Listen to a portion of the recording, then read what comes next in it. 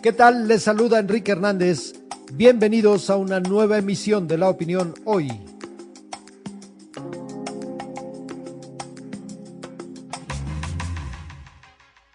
El día de ayer se dio a conocer la muerte de un polémico personaje.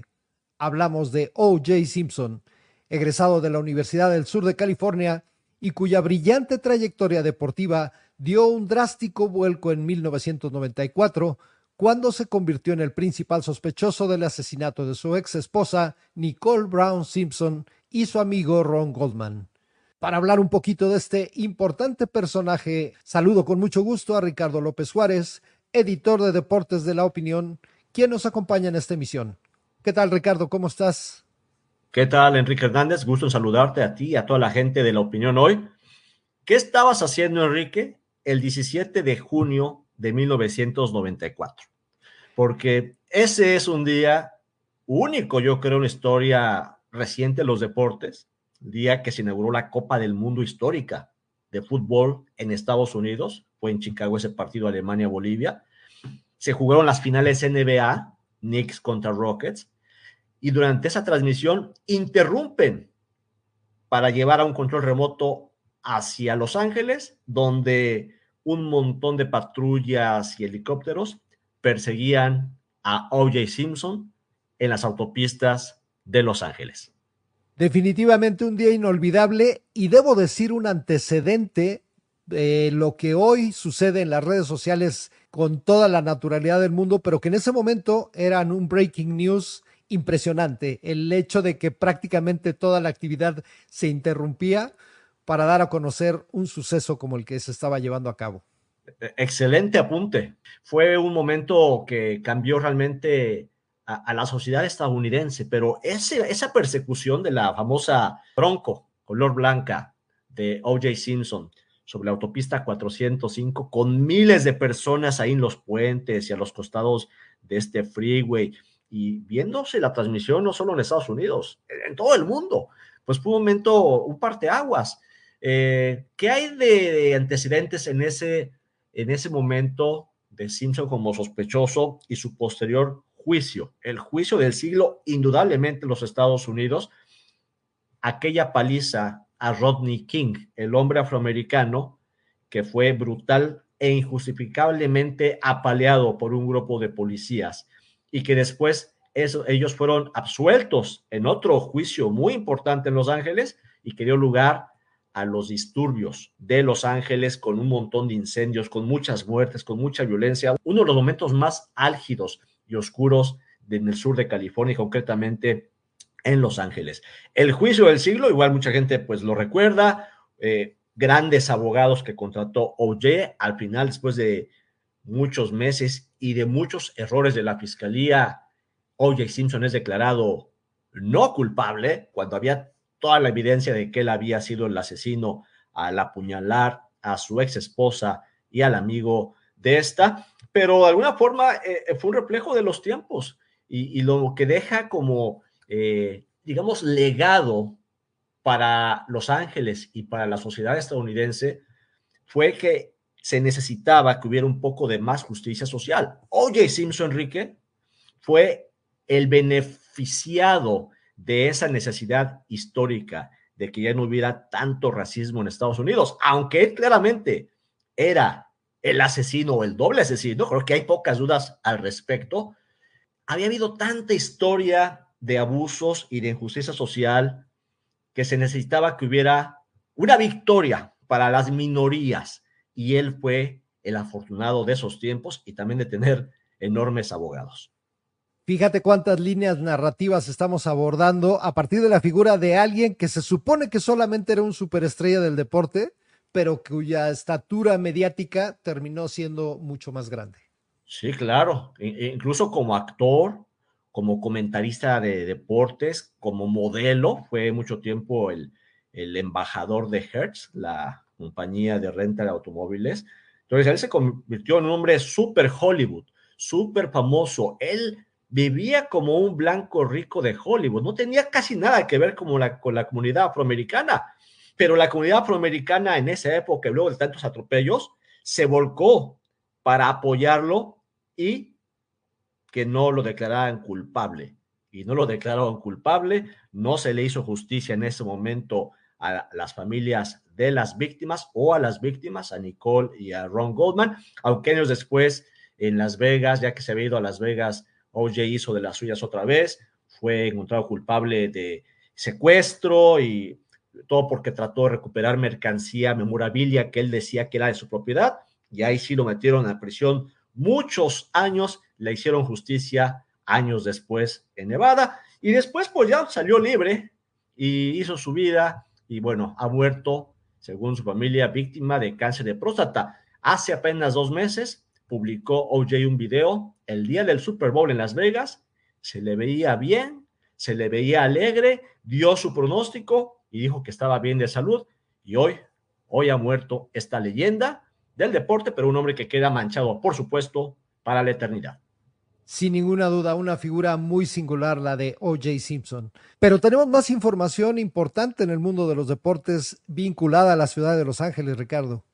Sí, y también un tema muy, muy escandaloso, y es el caso de las apuestas ilegales relacionadas con Shohei Ohtani. El nombre de Shohei Ohtani, Enrique, amigos, se limpia este día, porque las autoridades federales han finalmente dado a conocer acusaciones formales en contra de Ipei Mizuhara, el hombre que era el traductor y gran amigo de Ohtani.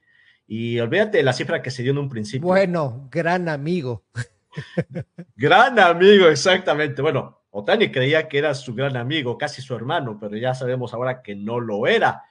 Hablan de más de 16 millones de dólares que dispuso legalmente Mizuhara de una cuenta bancaria de Ohtani para meter miles de apuestas deportivas ilegales a través de un hombre que dirigía un círculo ilegal de apuestas deportivas. Más de 25 apuestas diarias en promedio, según mis matemáticas, Enrique, un total de 19,000 apuestas, o más o menos 19,000 apuestas en un lapso de unos 25 meses, cuando Ohtani jugaba con los Angels de Los Ángeles. Ni se enteró Shohei Ohtani, y es porque, según lo que dijeron las autoridades, Mizuhara pues se encargaba de todo. Lo acompañó al banco para abrir su primera cuenta bancaria, se quedó con la información, aprovechando su habilidad para hablar japonés, falseó con el banco, se apoderó del acceso a las cuentas, hizo todo lo que uno se podría imaginar, una cosa de película. Hablando de películas, esto es de película. Entonces, encara hasta 30 años de prisión por fraude y Ipei Mizuhara. Así que si había dudas sobre la vinculación de Ohtani en la actividad ilegal de las apuestas deportivas, este día queda claro que él no tenía nada que ver, todo esto según las autoridades, y seguirá este tema. Obviamente vamos a ver en qué acaba Ipei Mizuhara, quien estuvo 6 años a un lado de Ohtani, y muchos de ellos le estaba viendo la cara y robándole millones de dólares en un caso asombroso. Pues en qué va a acabar, yo creo que muy seguramente tendremos por ahí algún documental, alguna serie ahora que están tan de moda, con toda esta información que realmente mientras más la escucha uno, más increíble parece todo el modus operandi de ePay. Yo por lo pronto te agradezco mucho estos minutos aquí en La Opinión Hoy y tus comentarios, Ricardo. Muchas gracias, Enrique. Obviamente a la sugerencia para todos, no compartan su información bancaria con nadie. Que estén muy bien. Hasta la próxima. Escucharon a Ricardo López Juárez aquí en La Opinión Hoy. Estás escuchando La Opinión Hoy, un podcast que hacemos los periodistas de La Opinión cada mañana de lunes a viernes. Si te gusta, suscríbete por favor en tu servicio favorito de podcast. ¿Qué tal? Les saluda Enrique Hernández. Vámonos con Rafael Cores, quien como todos los viernes viene a presentarnos los mejores estrenos para cines y plataformas digitales en pantallas. Bienvenido, Rafa. Un gusto como siempre. Voy a arrancar con The Long Game, que es una película que cuenta una historia muy interesante de cómo 5 jóvenes mexicoamericanos en el año 1957 en Texas, en un sitio que se llama Del Río, pues querían jugar al golf, pero resulta que la ciudad que estaba segregada no les dejaban jugar en el country club, en el club de golf que se llamaba ahí de San Felipe. Y bueno, es una historia que combina cómo esta gente tuvo que, por un lado, luchar contra esa segregación, esas barreras sociales y racismo, desde luego, y lo que hizo es, bueno, pues querían jugar al golf, montaron su propio campo de golf y además se pusieron a entrenar y consiguieron ganar un torneo estatal. Es una historia muy inspiradora. Hay un libro de Humberto García que se llama Mustang Miracle, porque a estos jóvenes los llamaban los Mustang, 5 jóvenes, historia real, y se ha llevado ahora al cine y los nombres más conocidos son Dennis Quaid y Chi Marín, que están ahí participando, y luego están los 5 jóvenes que ya son actores que no son conocidos hasta ahora. Pero interesante, por ejemplo, que este martes hubo una proyección de esta película en la Casa Blanca, porque, bueno, digamos que por el tipo de contenido social que tiene en esta administración de Biden, este tipo de películas muchas veces se han ido proyectando ahí en Washington. Se estrena en cines.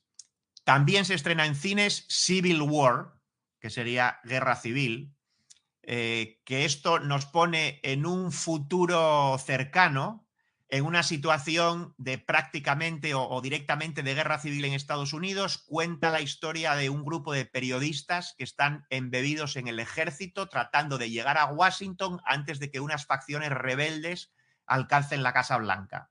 Me estremecí un poco cuando dijiste un futuro cercano y te empiezo a escuchar con esto, pero bueno, tampoco es... Hay muchos analistas, expertos que dicen que Estados Unidos está más cerca de una posible guerra civil que en ningún momento en su historia desde la guerra civil. Esto, por supuesto, es ficción. Sí, claramente. Pero con la situación política que vivimos, pues se hace entretenida e interesante esta película, que la protagonizan Kirsten Dunst. Su marido, Kirsten Dunst es una de las periodistas, su marido en la vida real, Jesse Plemons, es uno de los rebeldes. Y luego otro de los periodistas es Wagner Moura, que es este actor brasileño que se hizo conocido porque interpretó a Pablo Escobar en Narcos, en la primera Narcos de Netflix. Esta también se estrena en cines. Y ya pasamos a plataformas donde me gustaría destacar una serie que yo creo que va a hacer bastante ruido, que es Fallout. Se estrena en Amazon Prime Video y es otra vez un videojuego muy exitoso que se lleva a la pantalla. Nos sitúa, estamos muy de guerras en este fin de semana, porque esto es todavía más adelante, en el futuro, en el 2077. Hubo una guerra nuclear y los supervivientes se tuvieron que meter en refugios subterráneos y 200 años después, en ese mundo posapocalíptico, donde casi todo el mundo vive en esos refugios, bueno, hay una joven que tiene que salir del refugio por primera vez para rescatar a su padre del mundo de la superficie. Entonces, el mundo de la superficie es brutal. Esto, imagínense un poco Mad Max, por ahí va la cosa. Es de los creadores de Westworld y también del mismo estudio que produce The Boys. Así que son 2 series que yo creo, bueno, que están bien. Así que Fallout también la recomiendo. Vamos a ver si es capaz de replicar el éxito que tuvo otra historia de videojuego como Last of Us, y creo que tiene los elementos para ser exitosa también. Veremos. Last of Us fue muy, muy exitosa. No sé si llegará a eso, pero también es una apuesta muy fuerte de Prime Video. Netflix estrena una película española, comedia romántica, que en España se llamó Pared con Pared y aquí la han traducido como Love Divided. Así que la pueden buscar en Netflix. Aquí en Estados Unidos hay que buscarla como Love Divided porque si no, no la encuentran, que eso pasa mucho. Es un remake de una comedia francesa que es de 2015, que se tituló Tras la pared, y es la historia en un edificio donde vive en un apartamento una chica joven que es pianista y que está ensayando mucho porque se tiene que preparar para una audición y otra vez relanzar su carrera musical. Y en el apartamento de al lado, pared con pared, de ahí el título, vive un inventor de juegos que necesita silencio para concentrarse y odia los ruidos. Así que se imaginan ahí, bueno, pues les separa esa pared y lograrán convivir. ¿Qué pasará después? Bueno, es una comedia romántica, así que no voy a adelantar mucho más, pero ya saben por dónde van los tiros ahí. Claro. Y por último, HBO en el canal de cable y Max, la plataforma de streaming, estrenan este domingo una serie de 7 episodios que se titula The Sympathizer. Es muy interesante porque nos lleva a los últimos días de la guerra de Vietnam. Otra guerra, no me había dado cuenta que hay mucha guerra, efectivamente. Y es la historia de un espía comunista que es mitad francés, mitad vietnamita y que emigra a Los Ángeles como refugiado de guerra. Y es su vida en esos momentos del final de la guerra del Vietnam. Él llega de Vietnam y está allí en California. Así que en esta está Robert Downey Jr., por cierto, que además hace varios papeles, no cuento más, pero también una serie interesante de producción de HBO. Te voy a perdonar que esta vez no me hayas traído un documental porque las recomendaciones pintan bastante bien, así es que a preparar la botana y a disfrutar del fin de semana. Muchas gracias, Rafa. Muy buen fin de semana para todos, gracias. Muchas gracias a Rafael Cores, quien nos vino a presentar pantallas aquí en La Opinión hoy.